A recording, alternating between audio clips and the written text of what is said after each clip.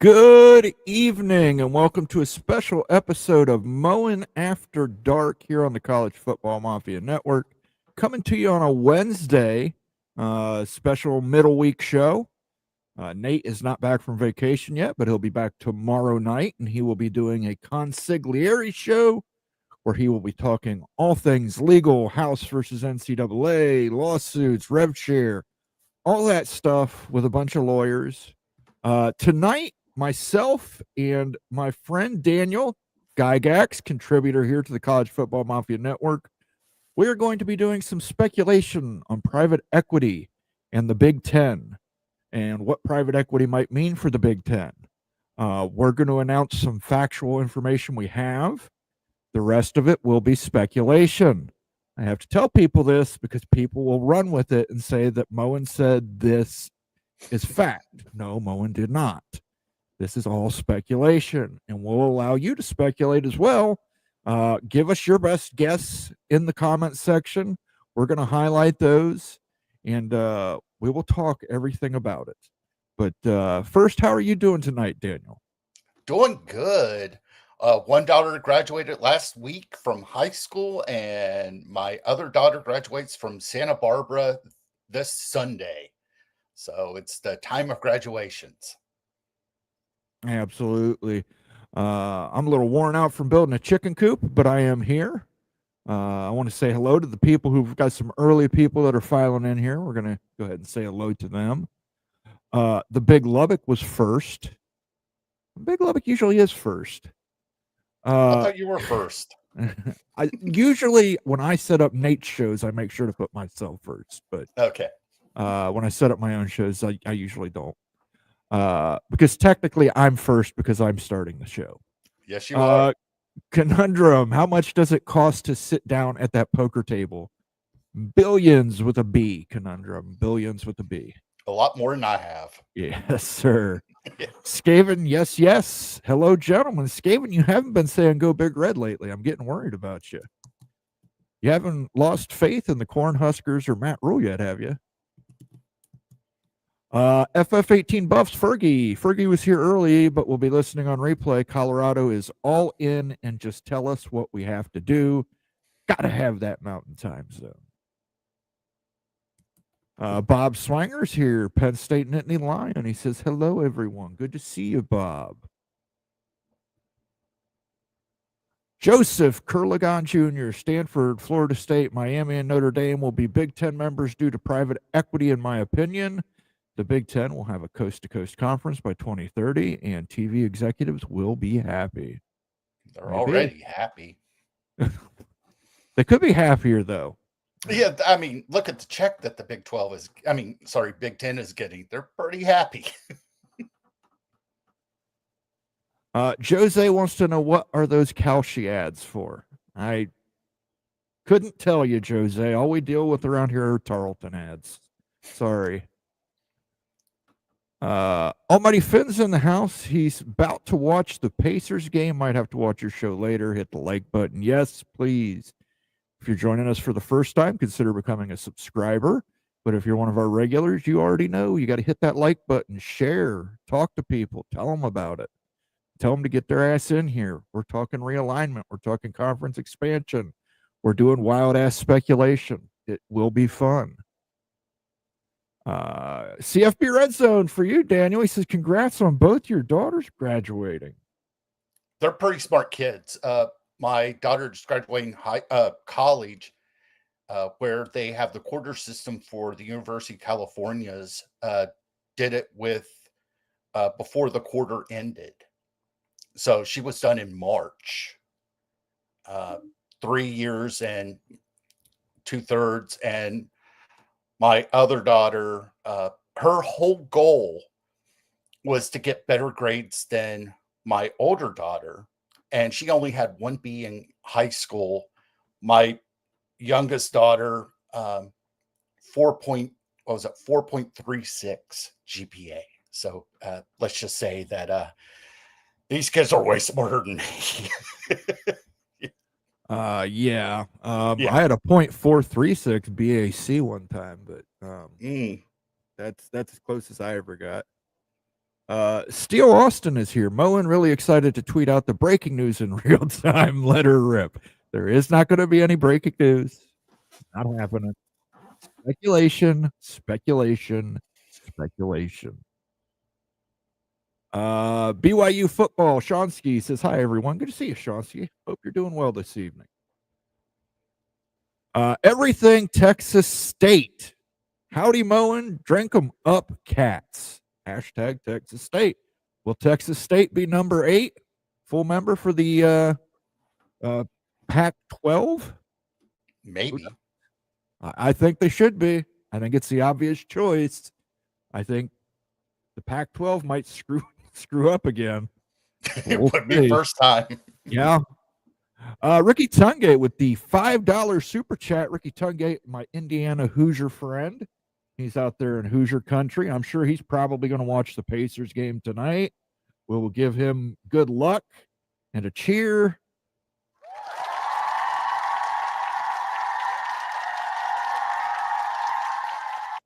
And I've got the over-under on Indiana's wins next year at 8.5. 8.5 games. That's it? That's it. And I like the over. I like the over. I like that over, too. Wish we had Google back when I was in school. I don't know. I've had people give me some pretty bad AI answers with recent AI innovations. My dad, this was about 15 years ago. He was a professor at Gardner-Webb in North Carolina. And actually one of his GAs kind of figured it out too. A system where people were starting to pull like not quite a full copy paste, but figuring how they were pulling stuff off the internet, and then they would staple whatever website that was that they had to the top of the paper and failed them. Yeah, when I was in middle school, one time a kid got up to read a report, and throughout the report he had see this, see that, see this, like see beaver, see mustelid, and it's like, well, I think we can figure out how you got that report. Yep. CFB Redstone says they sound way smarter than me too. Smarter than me. I'll give them that. Les Austin Jr. here. He says, good evening, everyone. And then he says something I'm not going to say. You can say it, Daniel. Go Blue. Glenn Hanna's in the house. Wait a second. Is that, I'm going to say Kentucky Blue because not to upset the algorithm. Glenn Hanna's here. Mighty Oregon Ducks. He says, greetings. Good to see you, Glenn. Hoosiers would be over 8.5, but they play the Hawkeyes. Yeah, there was a poll I saw on Twitter tonight where people were debating Indiana, Iowa, Illinois, and I forget who the fourth one was, who would have more wins over the next 5 years. Iowa was winning that, and I thought that was a little odd. I took Illinois. I think Illinois would have more over the next 5 years, but the Fighting Birds. Yeah, Iowa is a consistent program. They're just consistent. Iowa is the best bet that you had was taking Iowa straight up for the win and the under. Oh yeah, you always take Iowa in the under. They have you have the Iowa touchdown, which is 2 safeties and a field goal. That's your 7 points. Illini Ted says, good evening, Mafia fam. Good evening, Illini Ted. Glad to see you here. Moen, have you heard anything about the NCAA Michigan allegations case that happened last weekend? I have not. I know the open one, but other than that. Yeah, I doubt the NCAA is going to do anything, guys. Well, wait a second. If it's Central Michigan, they would be in trouble. If it's Michigan, no. Yeah, that Central Michigan coach just decided to retire for no reason. Yep. Big Ten needs to add Texas Tech. Oil money is real. It is. Fair enough. Morris Simmons says, hello, everyone. Go Knowles. All right. Les Austin Jr. doesn't want you to be a suck up. Let's just say that I have reasons that Michigan isn't. I don't care too much for Michigan. And one of it is the reason is the coach that we have back at WVU. And still have to forgive him for what happened in December of 2007. And I wish he would go back to Michigan and coach. Yeah, I know you do. Lee is here. He says, good evening, folks. Good evening, Lee. Let me see here. CFB Red Zone. At most, they'll probably get a fine, and Moore gets 3 to 4 game suspension. I'd be shocked if it was that. House versus NCAA settlement under Title IX attack. Nate will cover that tomorrow, Conundrum, on the Consigliere show. I believe that'll be airing at 8 p.m. We'll get a list of the attorneys and the legal experts that he's going to have on, but he will be covering that. We're going to cover realignment, expansion, private equity tonight. Some wild speculation, but let's go ahead and get into it, because I think we've got one more that came in late. We've got Mitch Blanton.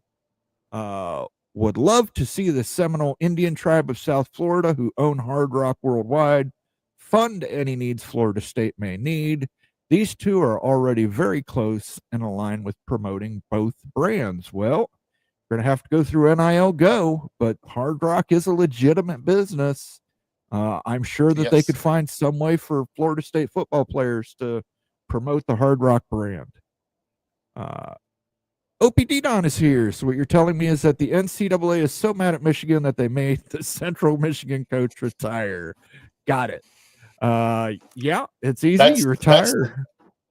That's the running joke. They're so mad at Michigan. Central Michigan got the death penalty. Absolutely. Yeah. It's when you're retired and you're not subject to the NCAA rules and bylaws anymore, they can't compel you to testify. You can tell the NCAA to kick Leap rocks. Off. Yep. And I think that's exactly what Jim McElwain is planning to do. He got away with what he helped get away with. I personally believe, and it's just my belief, that he absolutely knew what Connor Stalions was doing, and he absolutely knew that Connor Stalions was on his sideline recording Michigan State signs. Well, he was in a Central Michigan coaching uniform with a Central Michigan coaching pass. Yes. That didn't happen by accident. And he went into their locker room at halftime. So yes. I have, makes you wonder. Yeah. MBM, Seminole Tribe members make over $100,000 for just being a member. Really? That's pretty good. I don't mind that. That sounds I would like take a lot. My son worked at one of the Indian casinos here in California, and he knows a little bit about how they get paid, but they nowhere close. Well, then again, they do own Hard Rock. They bought Hard Rock for nothing. Yeah, I've got a little Native American blood in me. I'm a descendant of the Fagawi tribe. We were nomadic. We just kind of walked around and said we're the Fagawi. Now we are being joined by Becky Go Huskies, resident Washington Husky fan, and another Big Ten alum. How are you doing this evening, Becky? You are on mute, Becky. Well, I'm doing good. Doing good. I had it on mute. I had an ambulance go by, and then I forgot to unmute it. So, good deal. Good deal. Well, we're going to talk a little private equity tonight, speculation about what the Big Ten is and is not going to do. Movie Time Blues, you're the last one I'm going to announce. I think you're the last one in here. Of course, I say that, and then 3 more people will join. Movie Time Blues, can private capital really compete against the 4-letter network? Great question. So let's talk first factually. We're going to talk factually right now. This is a fact. What we know. The Big Ten is exploring private equity, private capital. Right now they have 4 companies that they are discussing with, 4 suitors, if you will. We don't know exactly how much a private capital deal is worth, how much they're looking to get from the Big Ten Conference. But we can say that it's more than likely a $1 billion plus investment of cash. It's a billion with a B. It's a billion with a B more than likely. They've got 4 suitors, and I guarantee you Tony Petitti is a smart enough man to pit all 4 against each other until he can get the most revenue possible out of this deal. Now, what that deal entails, we don't know. We don't know what the Big Ten is willing to give up. We don't know what private equity is willing to take. We know we've got 19 shares in the Big Ten, the 18 members schools, and the 19th being the conference. But it brings up a great question. What is the Big Ten looking to do with all this private equity? Now, there was the rumor over the weekend that one of the companies wanted to buy, I want to say it was 20% of the Big Ten. And that kind of didn't sit well. It's a possibility. But would they take those $1 billion? Would they just say, hey, we're cutting this 19 ways and we're distributing this to member institutions, and member institutions do as thou will with this money that we are gifting you from private equity? Or would it go to another potential expansion, reconfiguration, or maybe something new media-wise? Let's start with you, Daniel. What do you think? Well, if we're talking $1 billion, that is about 1 year's worth of revenue that the conference makes right now between NCAA credits, media, you name it. It's and they distribute that throughout. So if they're looking at numbers like that, we're going to sit. I'm going to sit there and just say that they're going to have to give up something. Now, if it's going to be like what was rumored, 20%, that's not going to be there's no way that's going to happen. Not for $1 billion. Not for $1 billion. No. It's going to be $1 billion number. We don't know what the number is Yeah. yet. For if it was 1 billion, no. Just due to the fact that, like I said, I mean, even if they bought a 20th share, like what you have, you got the 18 members, you got the conference, say that they buy that 20th share, that's 5%. That's doable. And they signed a check for $1 billion. But the thing is, there might be some strings attached to it. And who knows what's going to be traded. There's going to be a lot of horse trading going on, not just between the Big Ten, but all these universities individually just saying, hey, we need to spend this $20 million a year. WVU came out and said that they're spending it. Iowa State's AD said we can spend it for a couple of years, but they're going to be in trouble in out years. And WVU's numbers are exactly the same as Iowa State's. We're not talking that both of them have a massive donor base. Do both of them say, hey, we're going to have to sell off a part of this to make money? Sure. What do you think, Becky? So I think we have to look at it in 2 parts here. One, private equity is trying to get into professional sports. And we know that they've bought some. We know that they have bought into some professional teams, and I think mostly in Europe, in soccer, and then a few like here and there, and like I think the NHL and NBA, and maybe a little in baseball. The NFL this year, the Dodgers specifically, and I think the NFL this year said that they can buy a share of a franchise, a minority stake, but they set a cap at 10%. So I think it's really important here to try to figure out how much would a private equity firm want in on a conference. And I mean, we know that the big two, the SEC and the Big Ten, would be the two that they probably invest the most. But I think 20% is high. I don't know I don't know if the conference would be okay with 20%. It's creeping into like a territory that they probably don't want to be in. Like we know, oh, they'll pay it back, and this because these equity firms will make their money back. But it's a little different, and it's the only thing I haven't been able to figure out. Maybe other people have, is how you make the money back. Because when they do it in professional sports franchises, they're a minority stakeholder in that franchise, so they own a portion of that franchise. So they be like in the Dodgers case, we know a couple of the owners. One of them's like Magic Johnson. Magic Johnson's not the primary owner. He's basically on the same level, maybe a higher percentage of the team, but same level as that group. And I don't know if ADs and school presidents really want to deal with these guys on that level of like, we're not getting our investment back. My only concern is, how do they pay them back? How, aside from however they're going to use the money, because I think they're going to use the money in ways like they have to pay $20.5 million. That cap goes up every year. That's going to be restructured. Mm-hmm.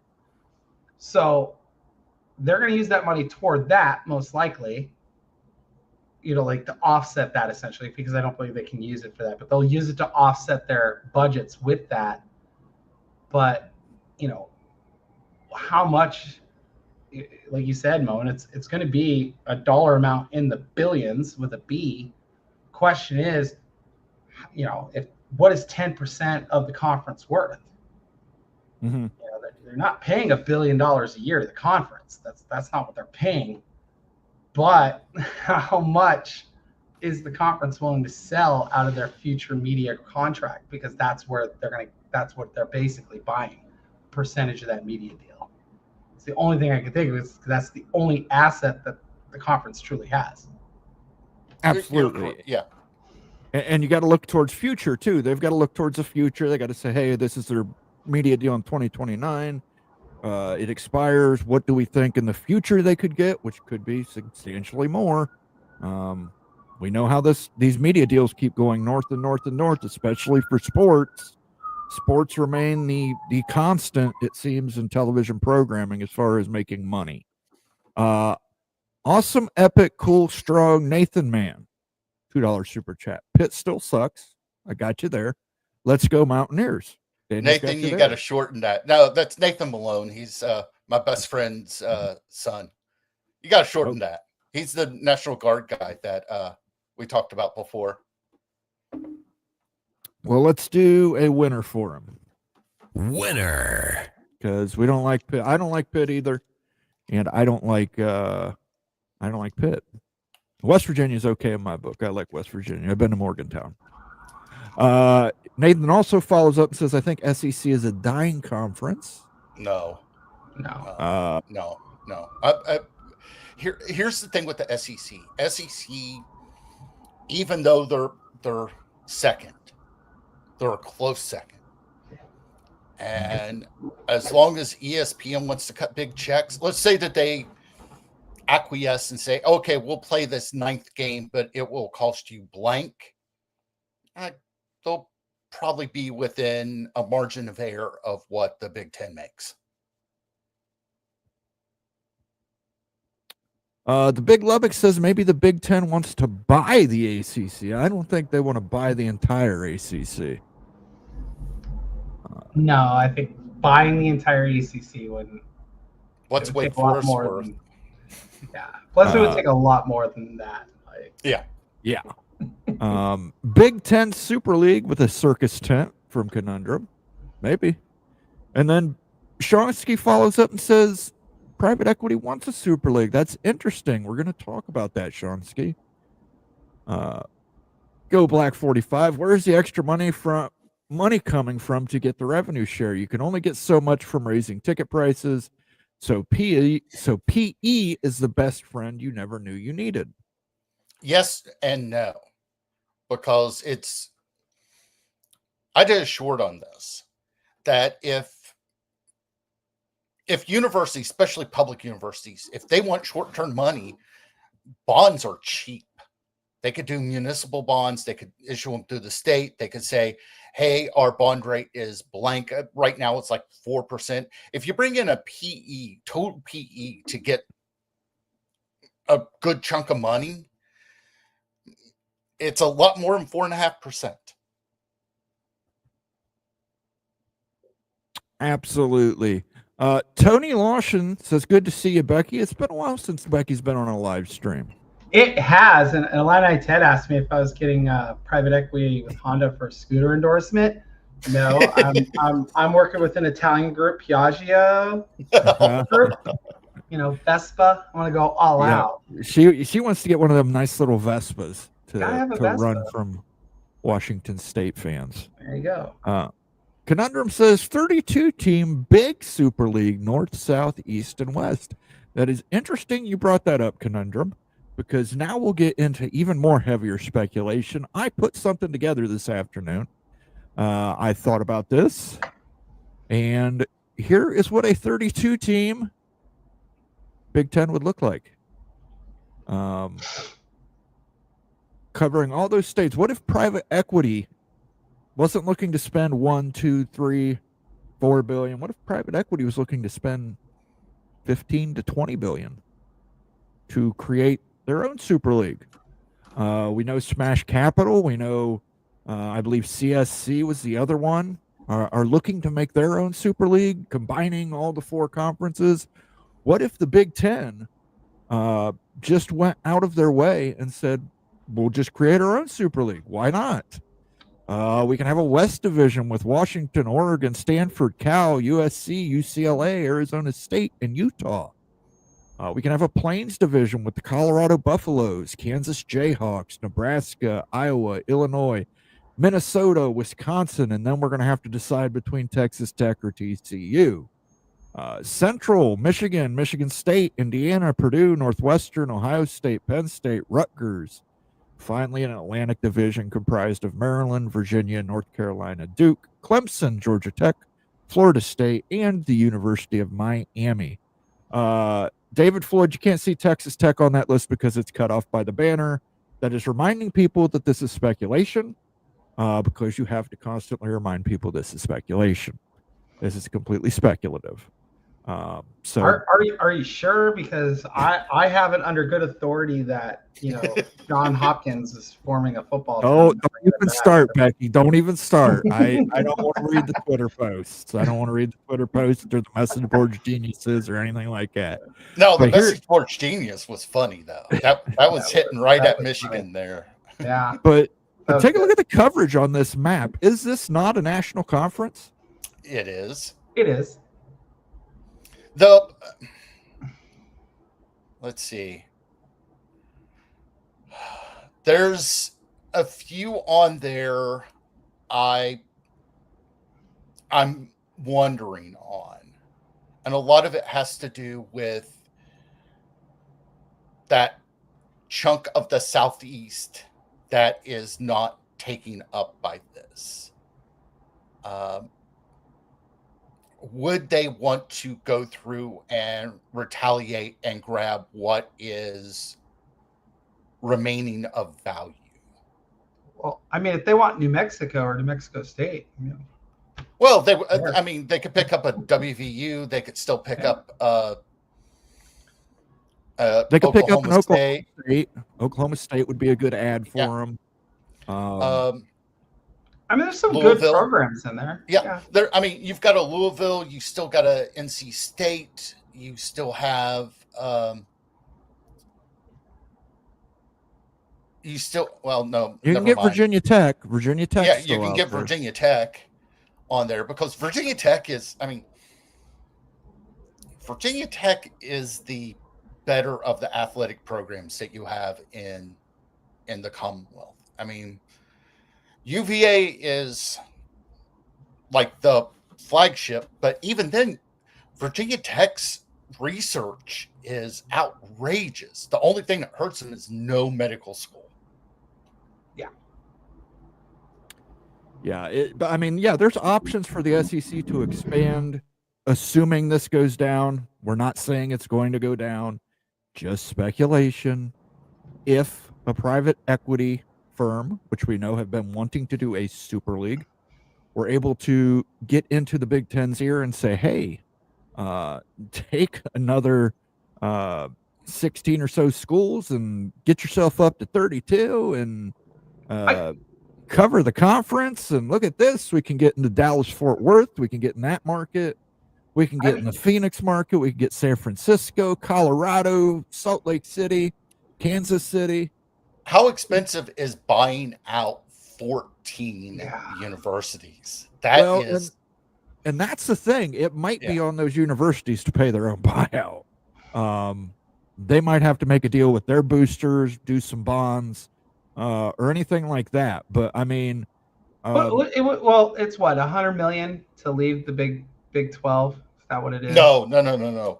There's like a lifetime deal, isn't it? Like, it's a 99-year contract, but they just signed their grant of rights, and that runs to 2031. So you have to buy out of those. That's the Texas and OU. That was $100 million bucks that they had to cut in checks just to get out of 1 year. I mean, I see this working, and like you said, Daniel, that little section there in the southeast that's just blank. We know who will be there. Yeah, and like it could turn into a little bit of a bidding thing if they try to go west, and I think they'll go west before, if all these schools on the east that they don't want, say like a Florida State or a Clemson, are like, oh no, we'll go here, North Carolina and them. But there's a big market still open, and they know they're not the best school, but Boston College still sits in that little bubble in the Northeast. Still a big market, whether we want to say it or not. Boston's a top 10 media market. You have UNLV poking around out there. Could be, middle of the road, but it gets them into Vegas. What size market is Vegas? See, that's the thing with Vegas is this tiny market. 40. However, they just draw people. It's a good place to you can do things there, and you can make money there from all the gambling and all the institutions, because they're going to sell their, statistics as well to get back some of this money from private equity. But there's just some sections here that it looks good. I think the Big Ten would do well with this, but knowing what we know about the Big Ten, Moen, I don't know if Boston College floating out there by themselves is something that they would not want. That's a huge number of people that you just draw in with just by having that, because you now own New York and Boston, the two largest markets in the Northeast. Well, think of the ACC right now. They're in Boston, so they're selling the ACC network in Massachusetts and a little bit of New Hampshire. Is it helping that ACC network? I mean, the amount of money that they make? No. I mean, it's not hurting. It's not hurting. If they're paying, if it's $2 per TV subscriber out there, it's a larger chunk of change than, a few of their other schools are going to be able to bring in outside of the Carolinas. Because the issue is everybody's in North Carolina. But there's 5 schools in North Carolina essentially. Yeah. It just creates this little bubble, and then you have Clemson. And see, the thing with Clemson is it's so close to Atlanta that it almost feels like grabbing Georgia Tech would be an overlap. Possibility, sure. But let's say the Big Ten went to 32. The SEC says, hey, it's an arms race. At that point, it's an arms race. You're trying to get to Power 2. They have their deal. We know that this is a factual. This isn't speculation. The SEC is negotiating with Goldman Sachs, or working with Goldman Sachs, I should say, on their own private equity, private capital deal. Does the SEC suddenly say, whoa, hold on, arms race, we need to get to 2024. Let's get in here and take an Oklahoma State. Let's take a North Carolina State. Let's take a West Virginia. Let's take a Virginia Tech. Let's take a Baylor maybe, to grab another Texas market. There's lots of options that they could go in there and then grab to try and make an arms race. And we talked about one Super League, and we've seen these Super League proposals floating out there with, this many teams and that many teams. But if the Big Ten and the SEC sign massive private equity deals, and I mean massive, right? We're talking $20 to $30 billion over the lifetime of the deal, to go get these schools and create these two super. I mean, we talk now about a Power 2, but could you imagine a 32-team Big Ten broken into 4 conferences? This is no different than an NFL, more or less an NFL model. You've got an AFC and an NFC. You got your West Coast, and you're not going to play everybody every year, guys. It's going to take a while to play everybody inside your conference.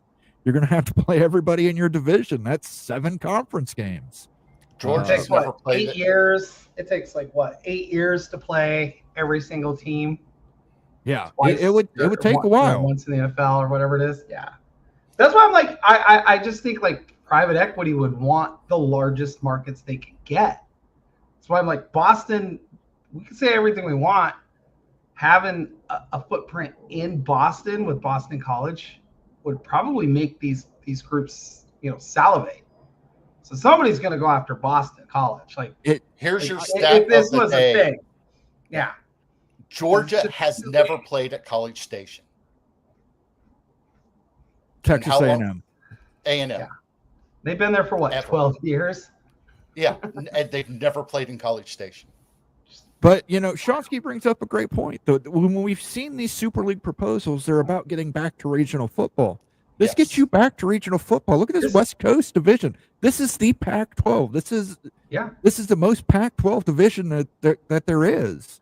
The Plains division. You got Colorado, Kansas, Nebraska, Iowa. You know what we're not talking about? What this really does? It regionalizes the Olympic sports. Yeah, absolutely. Saves on travel costs. Saves on travel costs.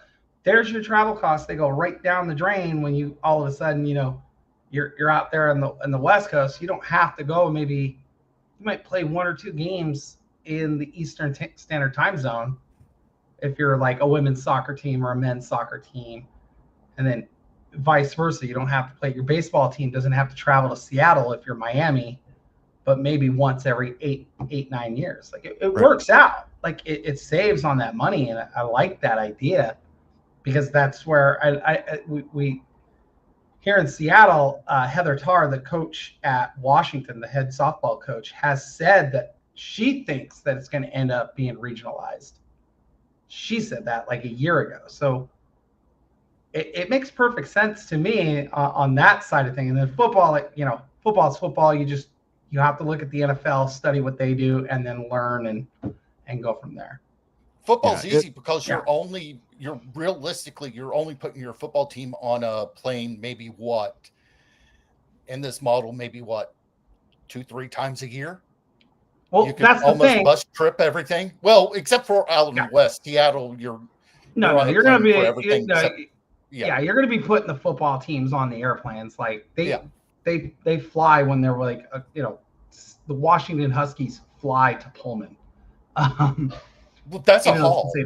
That's a haul, though. It's a 45-minute flight to get out there. But what I'm saying, but when you look at it and you go, well, they'll do the NFL model with these colleges, and let's just be blunt. Would the universities themselves be willing to say, hey, we're only going to have, they have to, it's a 14-game schedule, so we have to make it an even number.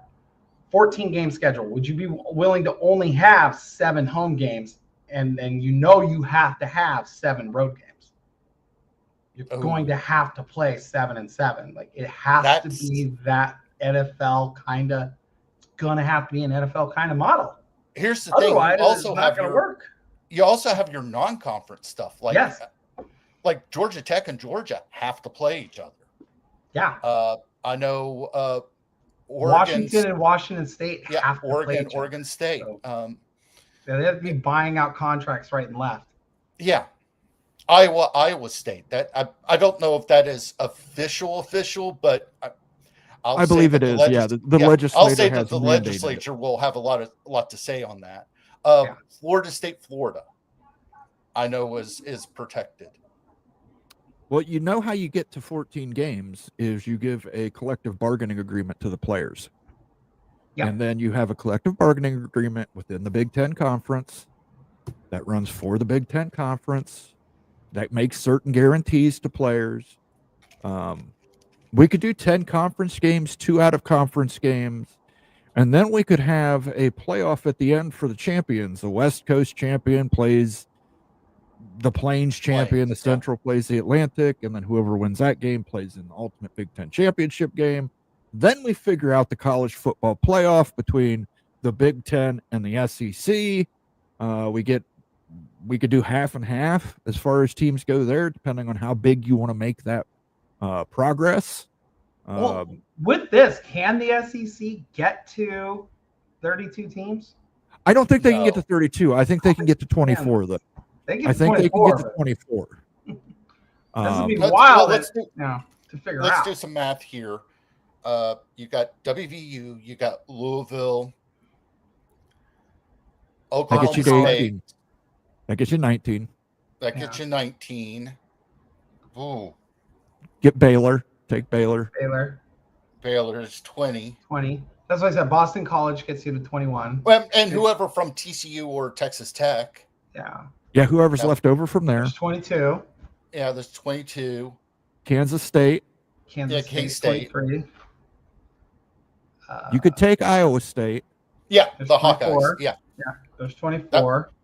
And I can't think of anything further down the list that would probably. The only thing you could go after that would be like UNLV, Oregon State, Washington State. Yeah. Pretty much I think just that. I think they do want to stay as contiguous as possible. No, I agree. I agree. That's why I was like, I think Boston College would be the outlier for them. Yes. Like, and it's going to depend. It's going to be dependent on what Boston College wants to do with football anyway.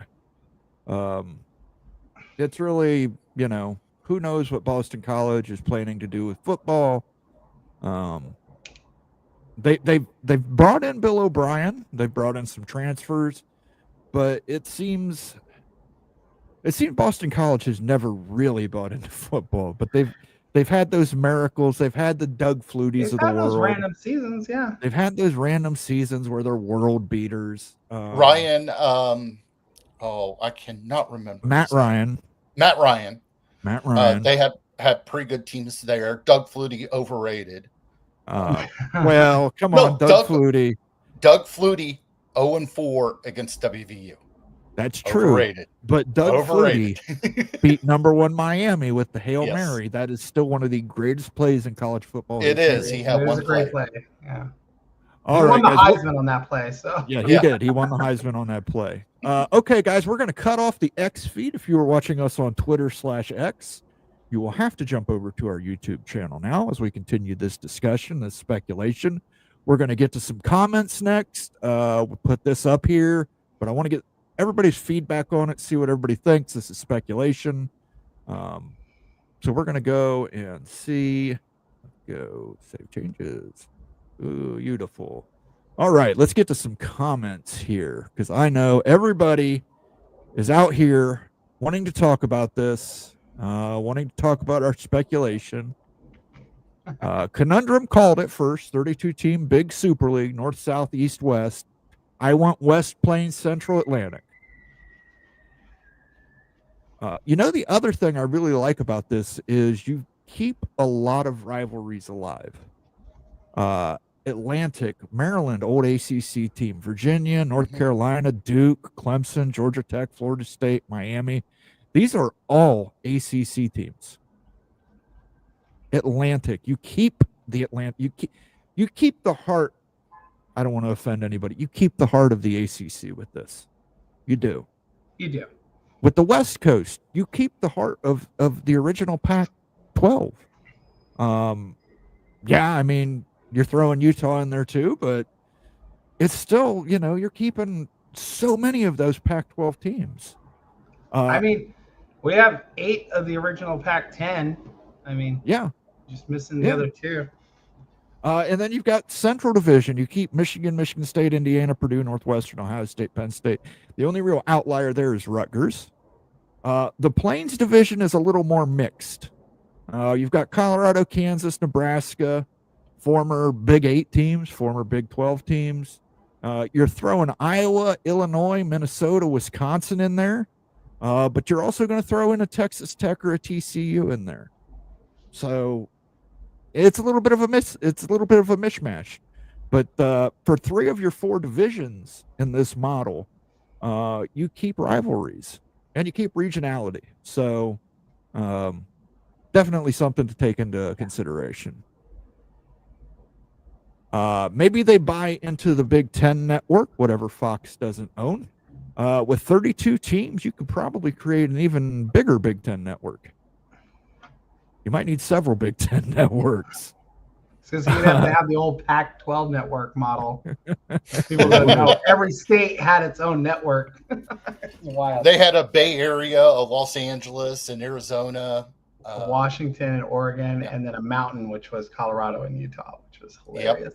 Yep. Absolutely, but you'd have to look at it. Look at this map. Big Ten network is now a national network. It's basic cable. It's on every single satellite dish. You'd probably have your direct-to-consumer, your Fox Sports direct-to-consumer, massive. Now the question is, how much money would Fox be willing to sell of the Big Ten network to a private equity firm? Like, that's how much does the money? How much does the Big Ten own of that network? I know Fox owns blank. Big Ten owns. I think it's like 51-49 or something like that. Yeah, it's like 40% for the Big Ten now and 60% for Fox, I think. Okay, so the Big Ten does have an equity stake that can be sold.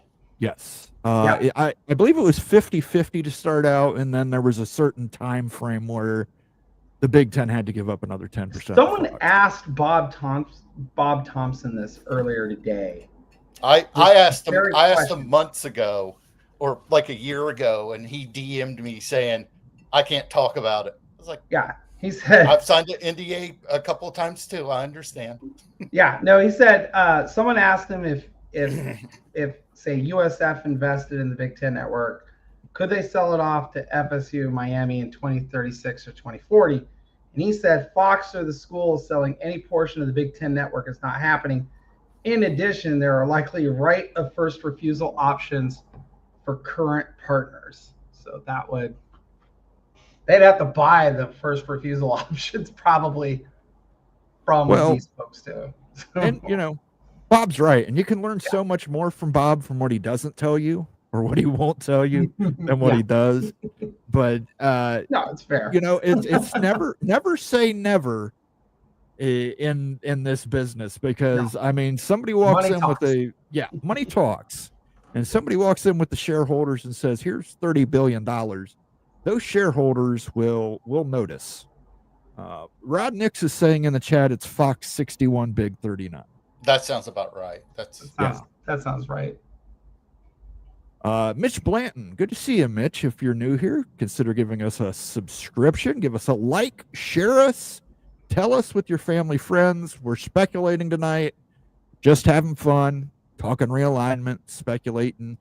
FSU and private equity have ongoing conversations to build a hotel and parking garage adjacent to Florida State Basketball Civic Center. Florida State Leon County would own the structures, but share profits only with the private equity company. Yeah. They're at Rump Arena and the Charleston Civic Center. There's malls attached to Charleston, West Virginia. There's a mall attached right to the arena, and it's a part of the deal that they had back in the 80s. Oh yeah, by the way, those malls are dead. So even putting a hotel there, parking garage, how much is that hotel going to be used? Probably you got 20 home games a year? It's not a lot. Well, that's why you have to look at what Kansas is doing. And I think people don't understand, Kansas is about to just bring in money. They're doing exactly what I think the Braves have set up. Yep. For those who don't know, it's like you go outside the stadium or arena or whatever, and it's just like restaurants, bars, shopping, parking lots and things that you can charge people to use, and the stuff's open all year round, and you can do it during football, basketball, and I think I'm not sure exactly where like baseball and softball stadiums are located in Kansas, but probably for that too. And then you have we have something similar here in Seattle where they when they redid the arena, they bought some of the buildings and leases around the arena, because for those who don't know, the Climate Pledge Arena is technically in a residential area. Oh, yeah. It's in a residential area. People don't realize this. It's residential, so they've got apartment buildings everywhere, and on the bottom floor, bars and restaurants. So it helps them make money by doing that, because they get portions of those proceeds. The teams do, so that the arena's owned by whomever. And I would guess Florida State would probably do the same thing. It's the same aspect. They own, these guys built it, which is what happened. The city of Seattle actually keeps all the profits, like a portion of the profits. They split it with them. That's it. The World's Fair Arena. Yeah. Same thing. Yeah, it's similar. That's what the arena is in Seattle. They had the World's Fair there in 1962. Yeah. The roof is the only thing left. Yeah. From that arena, because it's been designated a national historical landmark. So the dome is too. Figure that one out. Yeah, because it's the only wooden dome in America. But no, that's how they did this. That's how the team is like, this is how we make more money.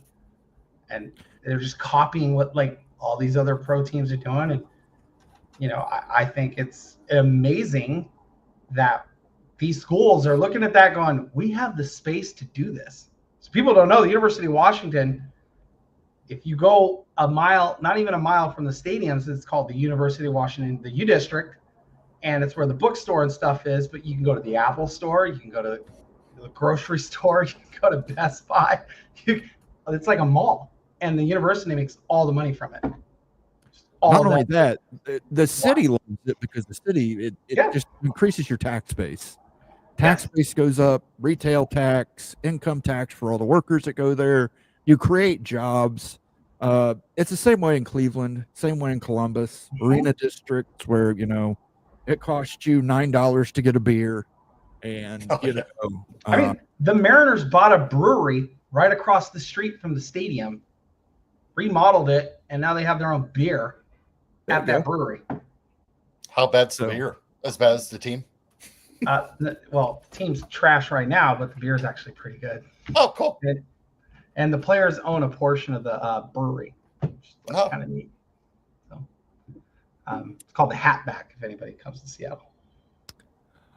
Morris Simmons says, will the Big Ten screw this realignment up?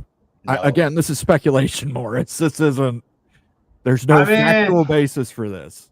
Here's the thing. The Big Ten doesn't have to do anything. They're coast to coast right now. They have the biggest TV deal in America. They make the most money. They have the most power. Even though you don't hear Petit out there giving interviews every day like Sankey, Petit holds more power than what Sankey does.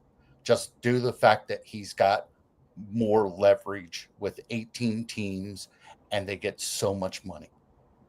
I agree with you, Daniel, but imagine how much more leverage they would have with 32 teams across the nation in Texas, Colorado, Utah, Arizona, the Bay Area, Florida, taking Florida State, Miami. It'd be a power move. That's exactly what it would be.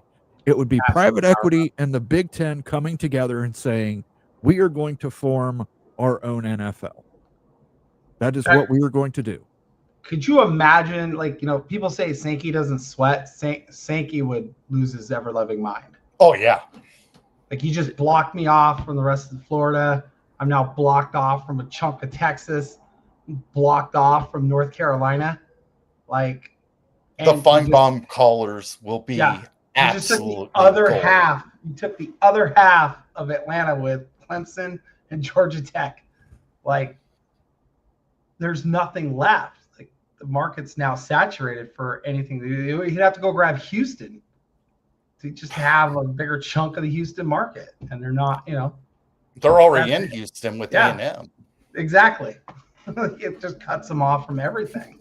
And by the way, you will notice there was one team that was not mentioned there. Notre Dame. No. Notre Dame will remain independent. Always will. Always will be. And good They'll luck to them. They will never join a conference unless they lose every ability to play for a national title.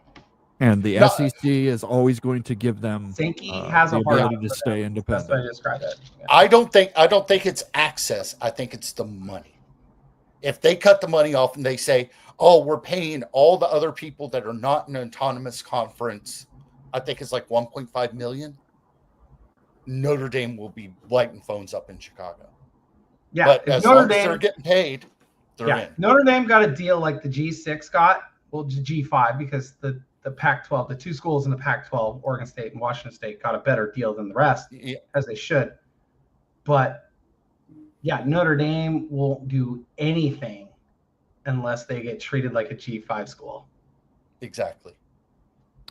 Yeah, and you know, here's the thing: 32 Big Ten teams. You can't put that on one network. You can't put that on two networks. You need 3 networks. You could need a direct-to-consumer streaming. We have ESPN is going direct-to-consumer. I believe they have 6 networks on the ESPN direct-to-consumer.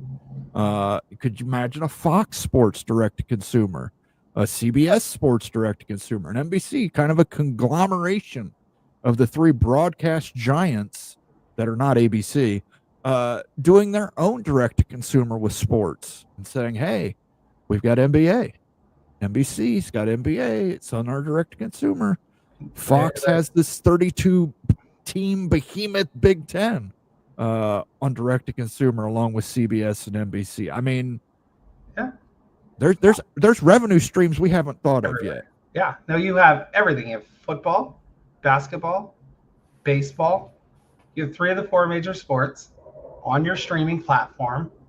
So, like, the big question would be, how much of this would NBC want to be a part of? Because they're paying for Notre Dame, and they're only getting half their schedule, and they're paying them more than, like, they're paying them north of what the Big Ten, is good. They get 6 to 7 home games a year. Yeah, and that's it. And they're getting close to what the Big Ten and the SEC get, which is insane. Like, it's a lot. Like, they'd have to be cut. Like, again, that's the only other way to do this. You have to cut them off. But would ESPN be willing to suck it up and pay for the home games too? Because now they'll have everything. Notre Dame is like a problem. I don't like to be that person, but they are kind of a problem when it comes to all of the realignment. Because that's just take them out of the realignment. TV money. Yeah, they're independent. They're independent. You just got to figure out who's going to pay for them. In that model, they're independent. The SEC and the Big Ten do their own thing. Notre Dame's independent. If they happen to make the playoff field, they happen to make the playoff field. They can do a scheduling agreement with the Big Ten if that makes them happy to continue to play USC and Stanford and some of those traditional schools they play. And then they can also schedule Boston College or anything else, but they remain independent. We're not putting them in this 32-team Big Ten. They can play the SEC schools and Stanford and Clemson. They can play Northern Illinois and lose. MBM or says, Marshall. or Marshall. Yes. MBM says OKC in 5. Lee says the Big just bought a new trademark that is kind of interesting. I know trademarks don't always get used. That's absolutely right. They sometimes buy trash can trademarks where they just list them with the trademark office just to prevent anybody else from using them. And in case they decide to use them in the future, we'll see. Purchasing trademark equity is one of the things I've heard mentioned often about deals with schools and private equity. Yeah, I've heard that when they're talking about buying private equity firms buying parts of the conference, it's really they're just buying some of the trademarks and copyrights that the schools don't use at all. And they just have them and they can sell them off. Tony Lawson says 20 is plenty. I agree. I agree with you too. It's speculation, guys. It just came to me today. But I just like seeing everybody squirm who's in the Big 12 that's not included in this. This does. I mean, we'll be honest. If this model ever came to light, this is the end of the Big 12. This is the end of the ACC. Well, let me say this. I don't know. It might be the end of the world in Utah if BYU is not included in one of these. But I mean, BYU could go independent again, just like Notre Dame does. They have the money. They have the money. They have the resources. I'm sorry for BYU, but I mean, it's not like they don't have huge billionaires backing them. They could go independent and sign a scheduling agreement with the Big Ten, with the SEC. I mean, they're just like Notre Dame. They have an entire church. Yeah. I mean, just at this point, so. do the Oregon model. Just schedule anybody, any big team. Like if Georgia has a spot on their schedule, you go up to Georgia and say, we want to play you. Get you that exposure. It was at Notre Dame. I was looking at their schedule this year. I think they have like 1 or 2 games against G6 schools. That's it.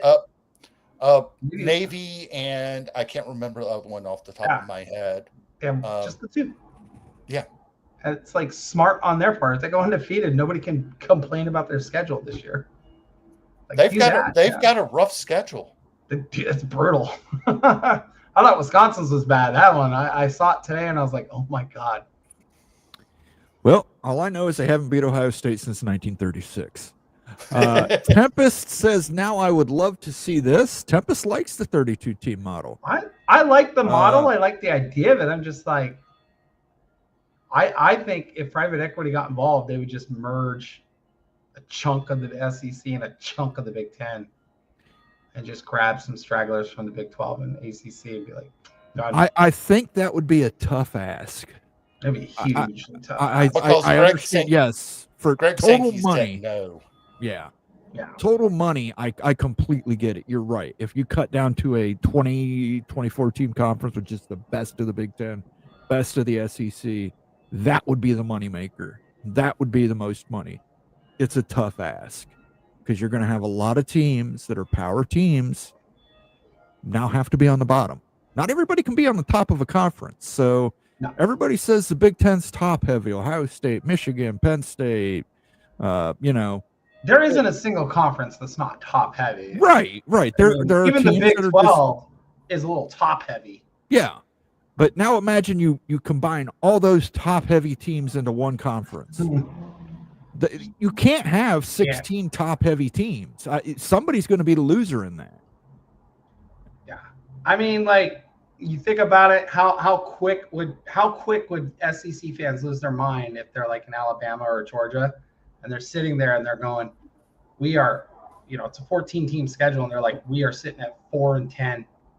Yeah, it'd be tough. No.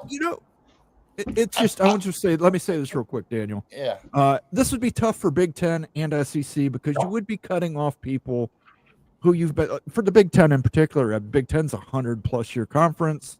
You're telling them, hey, cut off Minnesota. Hey, cut off That's tough. Those are people you do have. Not only are you cutting them off, but you're cutting them off and you're keeping like newbies like UCLA, USC, Washington, Oregon. It's absolutely.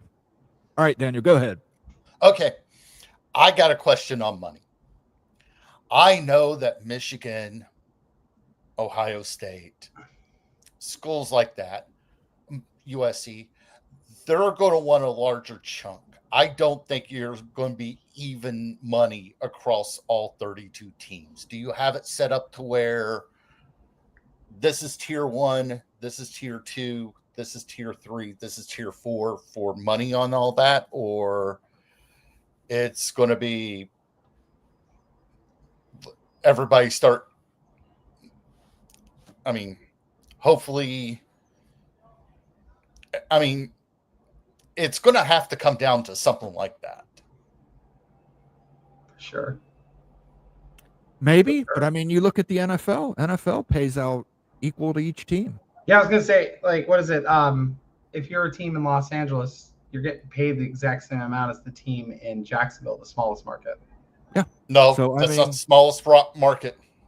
Not anymore. Yeah. Oh, Las Vegas? Las Vegas. No, Pittsburgh. That's a Green Bay Packers stock. Oh, that's right. Packers, I forgot. But you know, it's still I think market size there is like 75 or something like that. It's tiny. right. It But is, the but- NFL as a league pays every team the same thing, but every team then also has the ability to go out and make money for themselves.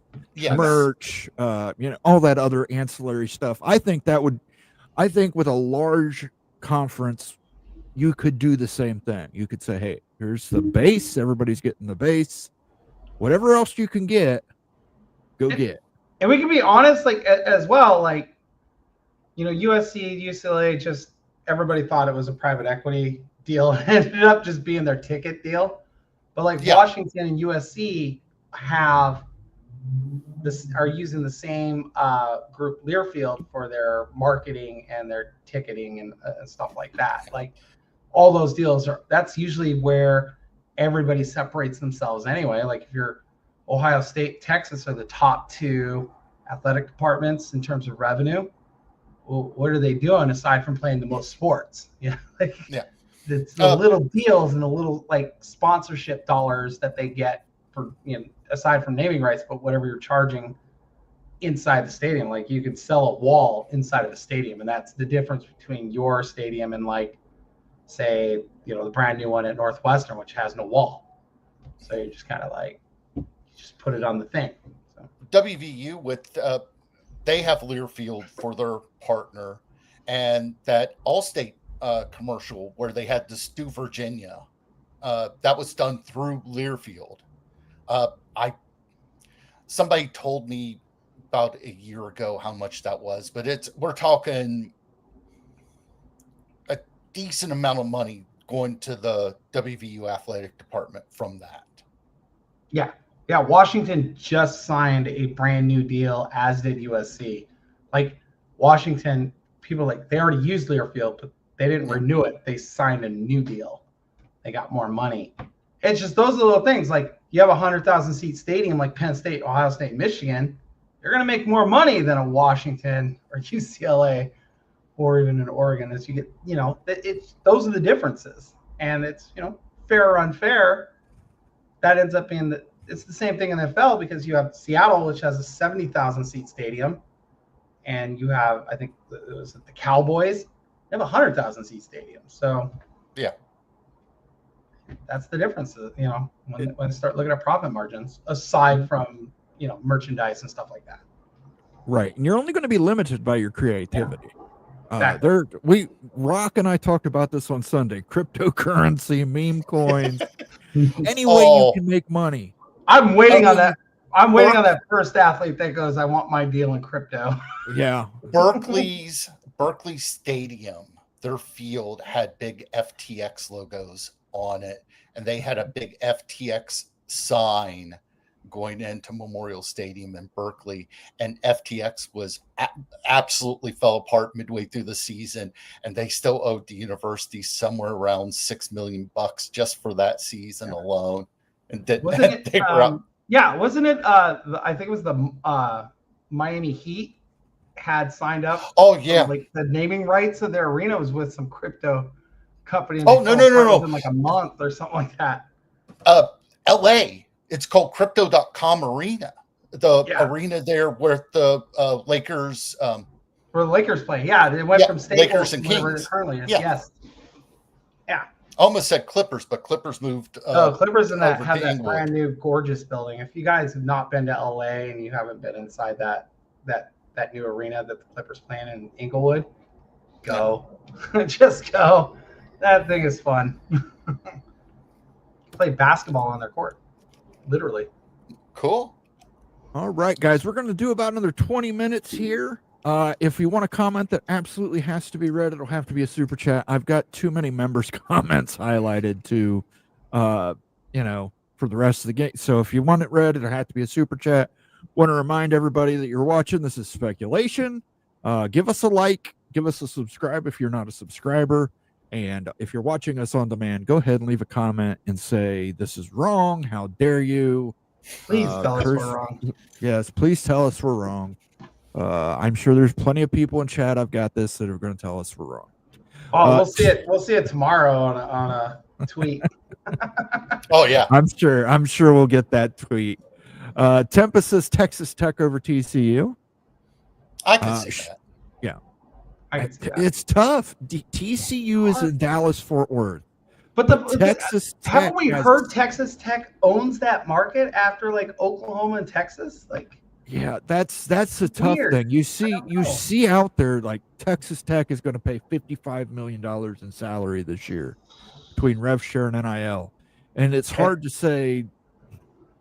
I want to say this because if people have been paying attention, Texas Tech's softball program just added 2 beasts today.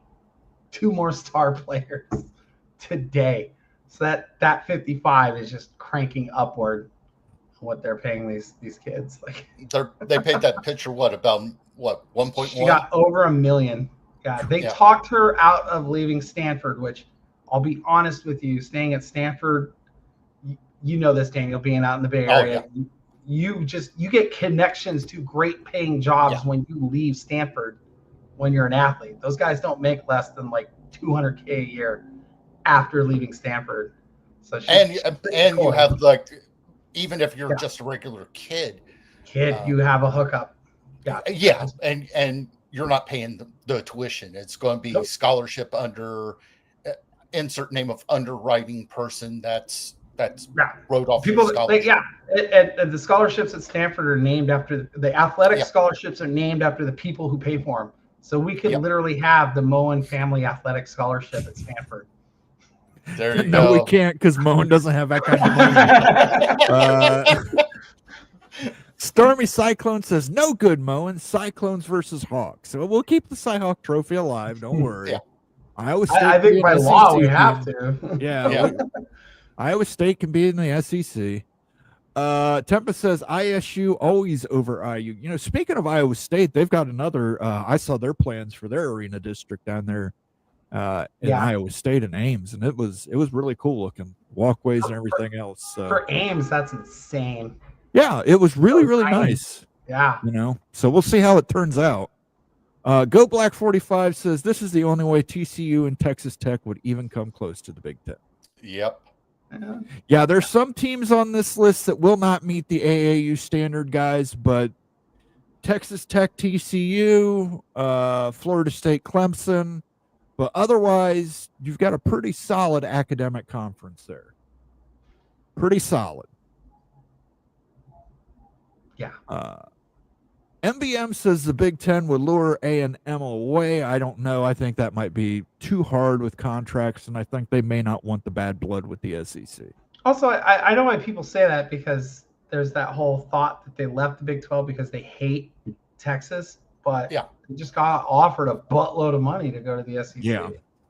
Plus, they hate Texas. Yeah. On top of hating Texas. Big can get our Florida State Saudi friends to pay. Well, that's true. Go. The Saudis seem to have unlimited money. They can buy pretty much anything. No, Saudi money's nothing. You want to get with Dubai. Yeah, it's Dubai that you want to have the money in now. Dubai and Qatar.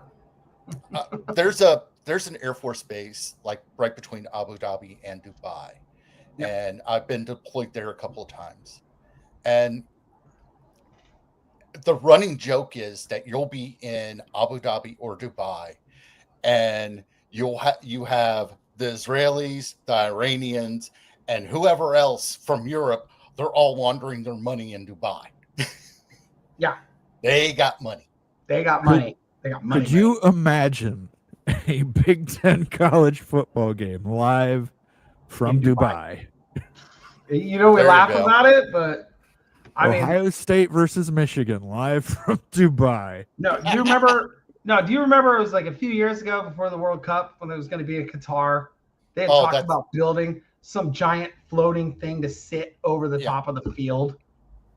Like that's stupid money these guys have down there. Like I could see this. Like Michigan, they'd be like, no, Michigan, Ohio State, you're going to play your game here in Dubai. Yeah, and they're not going to say no because it'd be $2 billion. They spent somewhere around $100 billion just in stadiums. Yeah, and they didn't care. The 2026 World Cup will be in all the NFL stadiums where they just have to paint locker rooms and reline the fields. Well, the state of Washington just had to approve a $19 million renovation. and it can go up not. to 30 million. Yeah, they have to add grass and everything too. Yeah, but we're not talking we're not talking anything Oh, no. outrageous. Seattle Lumen Field is getting ready to build the locker room entrance like you'd see at a soccer field. So instead of being where the football entrance is, they're going to put it in the middle of the stands.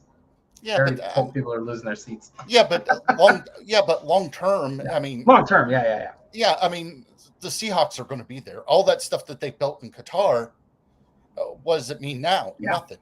I mean, I think they said we see places go virtually bankrupt after doing this. Like Brazil's stadiums are unused, South Africa's are unused, Qatar and them they're unused. But yeah, Athens went completely bankrupt. I think they actually did go bankrupt after that, like literally. So yeah. The problem with Saudi Arabia and Dubai though is no liquor. Oh, you can drink. No, you can drink in Dubai. You can drink in Dubai. Yes. Okay. Yeah, you cannot drink in Saudi Arabia. When I was in Bahrain, they used to cross over into Bahrain so they could drink. Yeah. No, they do allow alcohol, and a lot of Saudis fly into Abu Dhabi and Dubai on the weekends just so they can drink. Yeah. Yep. Ryan Willie with the $5 super chat. Good to see you, Ryan, my Badger brother from another mother. Sankey will lose his mind when the Big Ten three-peats. Sorry, Moen. Penn State will win the Natty. Well, Penn State's going to have to figure out the wide receiver situation because I don't know what they're doing on wide receiver. I've seen they've got some transfers in. Until I see it, I ain't believing it. I'm not going to believe it until they start throwing to the wide receiver. Throwing to wide receiver. Well, they lost Tyler Warren. I mean, geez. Great backfield. Katron Allen. I mean, great backfield there. They got 2 running backs coming back. But boy, that wide receiver situation still scares me, Ryan. But thank you for best wide receiver transferred to Washington because he'll have the ball thrown to him. Yeah. Like insane. Yeah, I think in that loss to Notre Dame, they never threw it to a wide receiver. They threw once. They threw one and it ball was to intercepted. And it got picked off and they lost. Got picked off and they lost the game. Thank you for the super chat, Ryan. I'll give you a little if I can find it. Oh boy. I'm getting a lot of sounds on here. Let's do a little on Wisconsin for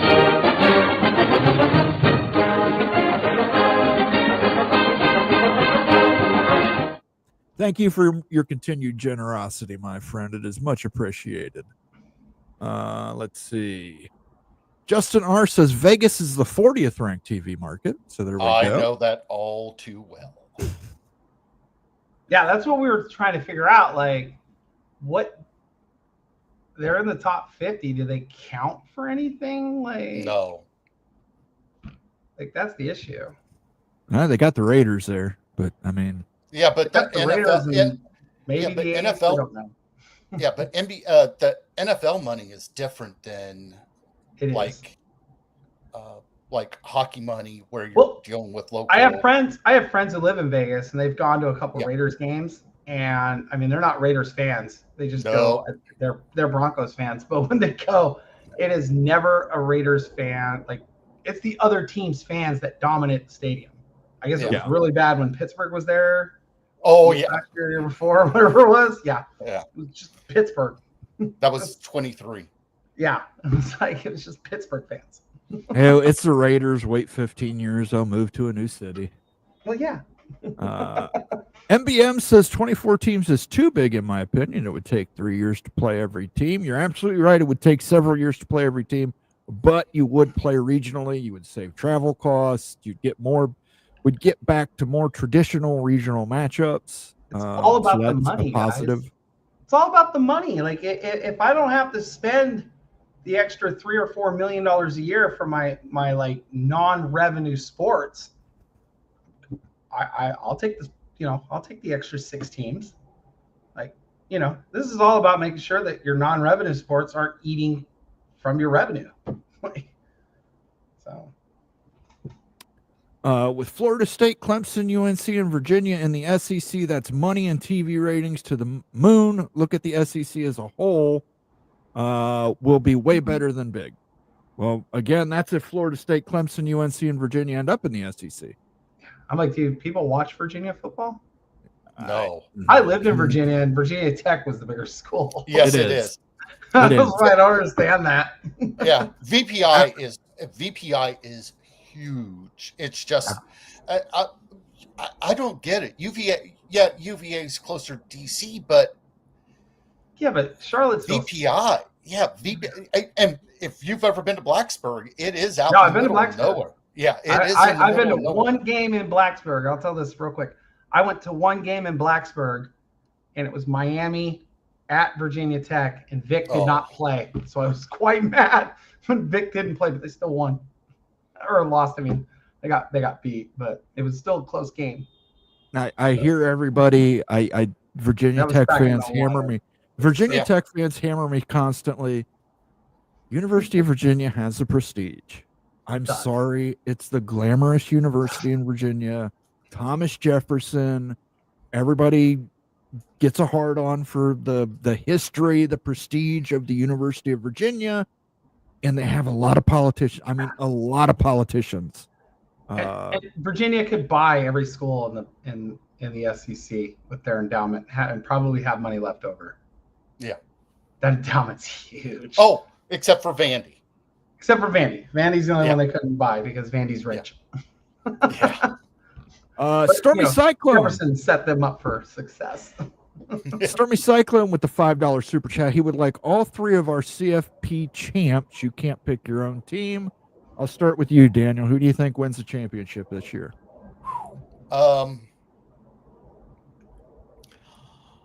I am going to say a Ohio State repeat. But Okay. Ohio State does have questions. Okay. They're replacing a quarterback. Mm-hmm. They're replacing 4 of 5 of their offensive line. But that was a championship team. If you look at I don't think the SEC is going to make it again. I don't see anybody from an ACC or a Big 12 making a seriously heavy run. It's going to go right through Columbus, Ohio. Okay. And I'm sorry, Puddles, but I don't see them making it. Okay. Becky, what's your pick? It can't be Washington. It won't be Washington, but Washington fans are going to hate me when I say the team. It's not the team in Eugene. They have too many issues, I think, at quarterback right now. I'm taking Alabama, and I'm taking Alabama simply because you bring back. Now I know they have a question at quarterback that like everybody else, that pretty much. I know it's debating. I have been debating between them and Texas because I think Arch Manning makes Texas better, but they lost so much talent at Texas. Mm-hmm. Like I have them making the playoff. I just don't see them winning the SEC. But you have Ryan Grubb back at offensive coordinator in college football.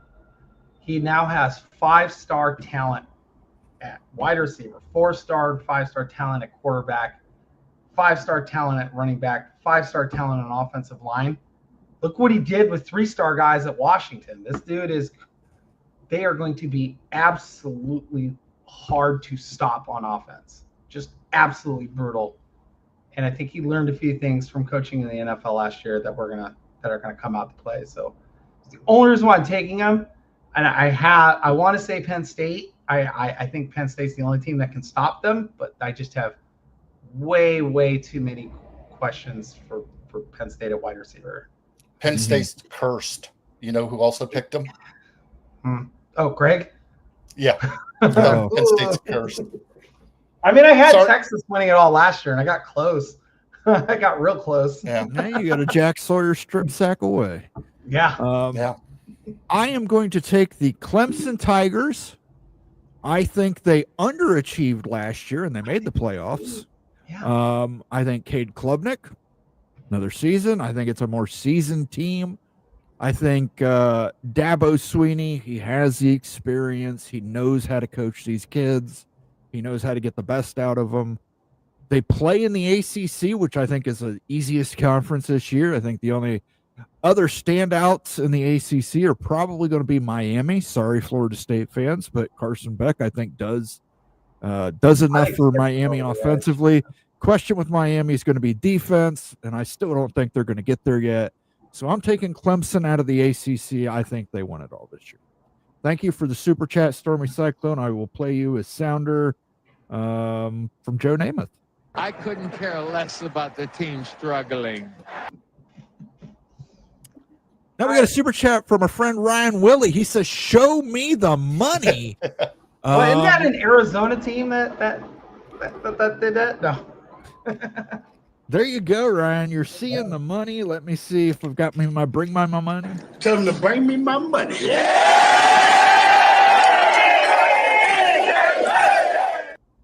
Thank you for the super chat, sir. It is much appreciated.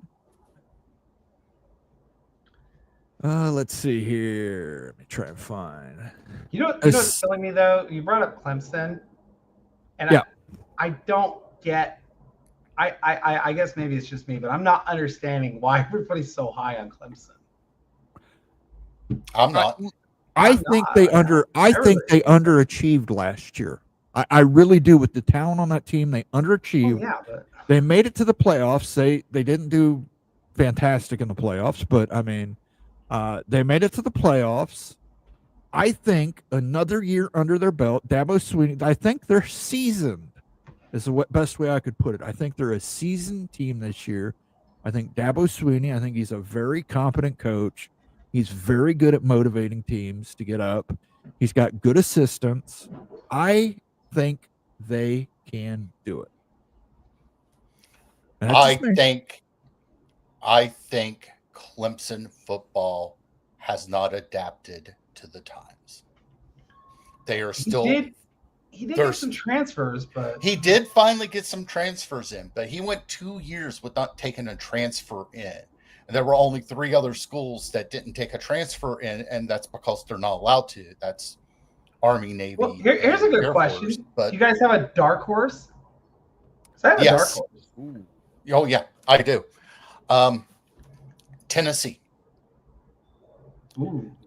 And that is a dark horse. No, well, you got to think of it this way. Tennessee, they got the guy out of Appalachian State as their quarterback because they had, let's not go fully into that. That team is rock solid on their offensive line. They are rock solid defense. Yes, they have some quarterback issues. But if you're keeping a quarterback upright and you've got a great offensive line with some pretty good running backs, that covers up everything that you have that is wrong on a team. If you've got a good front seven, if you've got a good offensive front seven defense, good offensive line, you're going to win games. I think Tennessee has an outside shot. Okay. I mean, mine, I'm just going to give you guys mine real quick. I seriously think, and it's just me, but I seriously think that it's going to end up being, and maybe it's not much of a dark horse, but I do think it's going to end up being Miami that crashes the party this year. They could. I think it's Miami. Like, I'm higher on them than I am on Clemson, and I mean, like, and you took my pick because I was going to pick Miami too as my dark horse. I think Carson Beck, I think they're going to be offensively explosive. The defense gives me questions. Yes. Go back and look at that Cal game from last year. When Cal is scoring on you at will as a Miami I mean, come on. We all remember the Miami defenses of old. I mean, Sean Taylor. I mean, there were just some monsters on those squads. It's just Warren Sapp as defensive tackle. Just Jesus. I'm worried about the defense. but I'm going to take Miami as my dark horse because I think Carson Beck even though he looks like he's stoned every single time I see him. Stoned. I think he's a competent quarterback. I think Cristobal is going to put those receivers around him. I think he's going to have a competent running game. We know they've got a good offensive line. I think Miami can compete offensively. The defense just needs to do enough. Just enough. Please. You can't let mid-tier teams score on you at will. That's it. If a good team scores on you, okay, we can forgive it. We can forgive that. But when you have mid-tier teams just scoring on you guys at will, it's... I mean, I know they're mid, but their running back room last year was legit. I would not. If they did that to them this year, I'd be highly concerned. Highly, because they don't have a running back that's worth anything in Berkeley right now. The whole room transferred. For those who don't know, the whole running back room transferred. So but they got some receivers there. They got some receivers there. They're in Miami. They're in Florida. They're in the recruiting hot spot. They should have no reason. But we'll see. We'll see. I like Miami as my dark horse. I like Clemson as my favorite. Tempest says North Dakota State and South Dakota State. Well, maybe in the new Big 12. I think he was talking for the SEC. That would be a rough one. That would be a rough one. You know what they would say, though? They'd be like, especially if they won the national title the year before, they'd be like, well, we have the FCS national champion and the FBS national champion. Yeah, but I think there's more people. I think there's more people in Columbus, Ohio than North Dakota and South Dakota combined. Yeah, you're probably right. It's probably right. Yeah. Mona Vision, did you start drinking at 7 a.m. today? No, I didn't. I had to work today. This is a joke, right? This is speculation. It's just speculation, Tony. Relax. I have not turned into genetics 56. I am not going to. We have Minnesota winning more than 7 games in a 32-team field.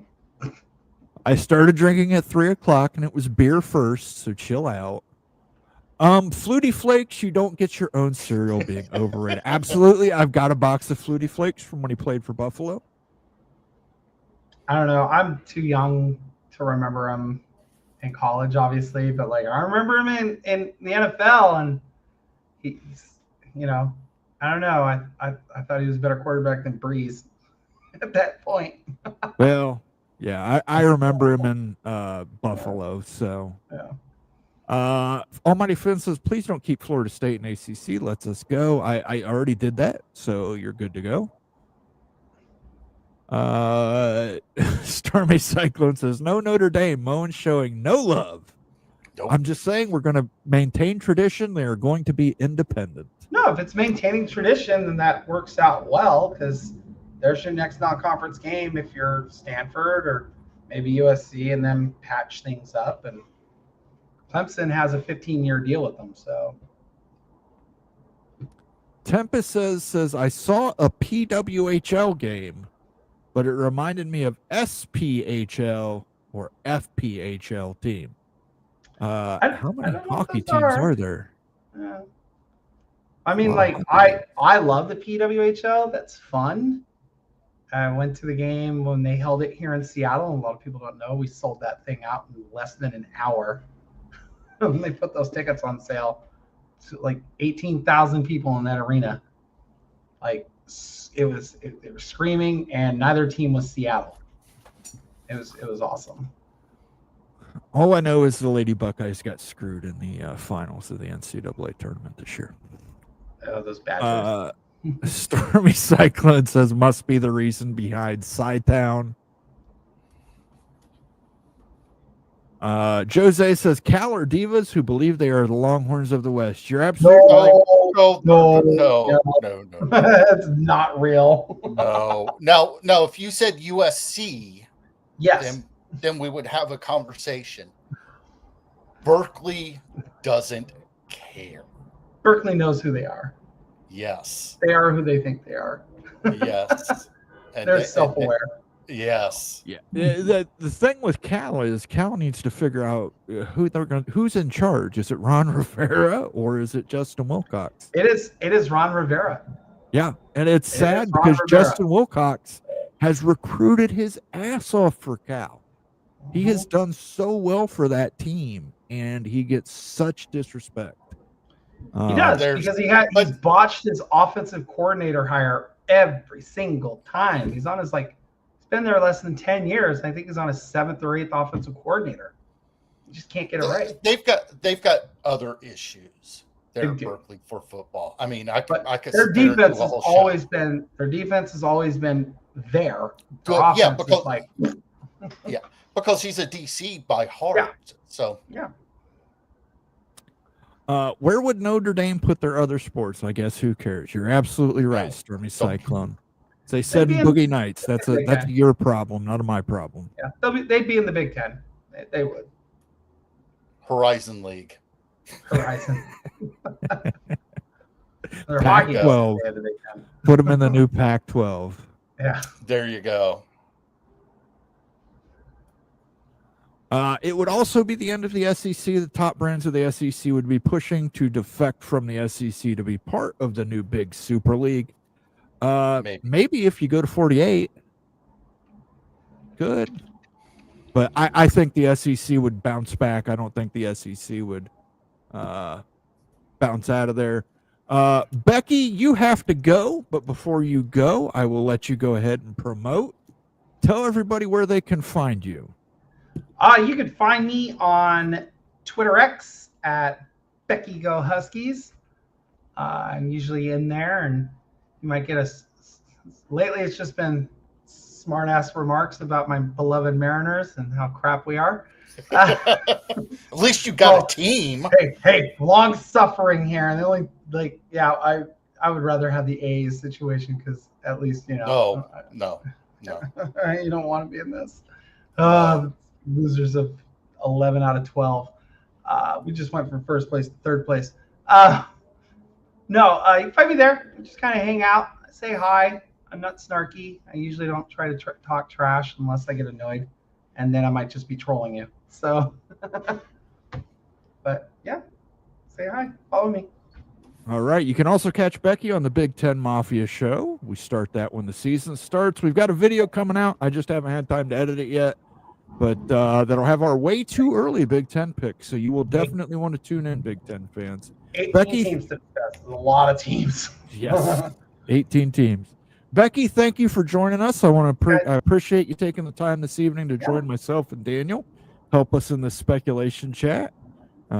We will talk to you soon. Bye, guys. Bye, all. Bye. See ya.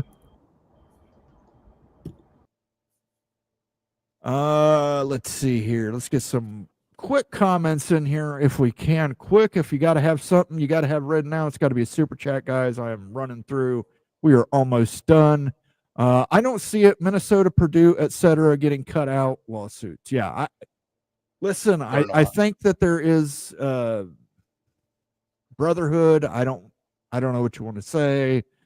Ohio State has been a member of a conference with these guys for 100+ years. I don't think they're just going to cut them loose to take on a Clemson or Was it year like 128 for the Big Ten? Something. Yeah, like that? it's back to when it was the Western Conference, Yeah. which tells you how old it is. When the Western Conference was the limit of the Western Conference was Illinois. Ryan Willie says on Wisconsin. Let's see here. Just trying to get through some quick ones from the members. Dubai, let's do it. Tempest is saying London, Berlin, Tokyo. We're going multinational here. They did Berkeley played a game in Tokyo 25 years ago, something like that. Dave's here. Good to see you, Dave. Penn State and UCLA have said they have not taken money. No, they haven't. Yeah, if you saw the Elevate CEO had to come out and basically say that was the case, because apparently, like I told Greg, I think Penn State and UCLA got on the horn and balled him out. So, yeah, that is not the case. USC is doing a better job at keeping them. Tempest says Texas is his choice. Yeah, Texas is a popular choice with Arch Manning. Stormy Cyclone agrees with me. He's got Clemson. Shonsky's got Clemson as well. Let's see if we've got anybody else on here who. Dave's here says nobody could stop DeBoer.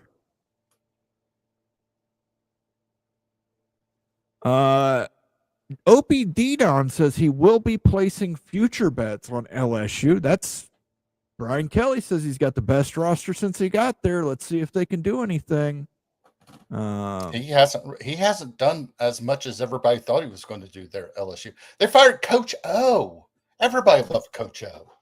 Yeah, but Coach O won with other people's players. Yeah, but still a championship. Rod Nix, Becky just made the seat hotter for my guy Mike Norvell. Well, he did give him $1 million back. He did give him $1 million back. So FSU should have never have a last year. Or should never have a last year. Yeah, they shouldn't have performed the way they did last year. That was bad. That was awful. That was awful. And that wasn't just and Tempest is saying DJU was a bad leader. Wasn't just DJU. There were problems on all sides of the ball at all positions. Who didn't have FSU winning the ACC in their preseason pick? I think if we go back, we did. I think we had everybody did. Yeah. Klubnik, Stormy Cyclone says, yep, he was good. He was good. Shonsky says Clemson has first-round draft picks all over. Yeah. They do. Yeah, I know. I know everybody says the transfer portal. Dabo can't do the transfer portal. Dabo can still recruit. Dabo can still develop. Yes. And that is going to be a problem for everybody. Stormy Cyclone says Notre Dame, man, I hated saying that. I think he's got Notre Dame as his dark horse. Well, when Notre Dame can beat a MAC school, well, it's not a MAC school anymore, I guess, a Mountain West school like Northern Illinois, then we'll talk. Marcus Freeman is a pretty good coach. He's a good coach, but that team's got so many holes this year. Yeah. And that schedule is tough. Shonsky says I'll take Oklahoma for my dark horse. I think Brent Venables gets fired this year. The hottest seat in college football. He's getting fired. I don't see him making it this year. But we'll see. Worst QB equals less wins. You can have a not great quarterback, and it can be masked by having a great defense, a great offensive line, and a good running game. 2 words: Trent Dilfer. Absolutely. Will Howard was your national champion last year, and everybody bagged on Ohio State for taking Will Howard in the transfer portal and not signing Cam Ward. And Will Howard won a national championship, and I don't even think Cam Ward played the second half of his championship game, or his postseason game. Yeah, but I mean, you got to think of it this way: Will Howard just did what he needed to do. Absolutely right. He nothing fancy, nothing outrageous. You've got a great offensive line. You've got some really good running backs, and you've got one of the best defenses in America. You just go ahead and you just manage it. That's all you have to do. Just distribute it to the talent. Dave's here says it's $1.6 million between both states, North Dakota and South Dakota. That sounds about right. $2.1 million in the Columbus metro area. That sounds about right too. Yeah. And then he also said Cal got Ohio State's backup. They did. They got Devin Brown. Problem is Devin Brown, I'm going to let you know, Dave, is injury prone. That was the problem with him at Ohio State. Could not stay healthy. He played in that bowl game against Missouri.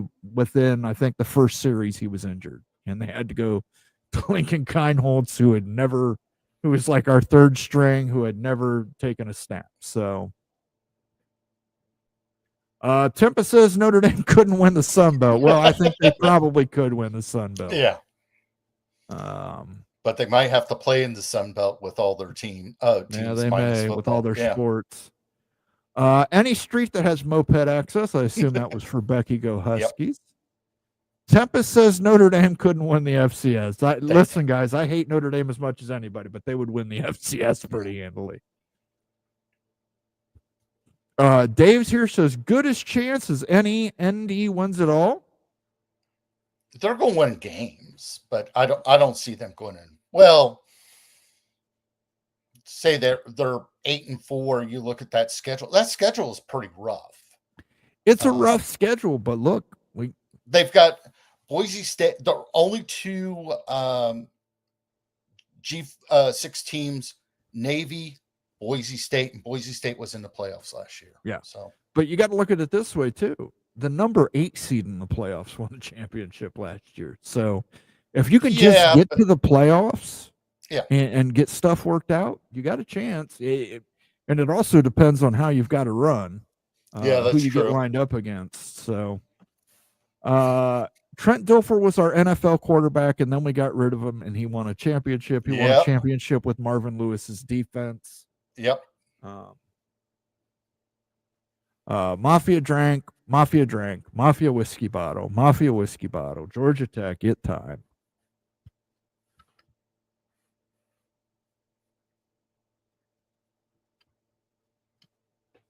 Might have to stop at the liquor store tomorrow to fill up.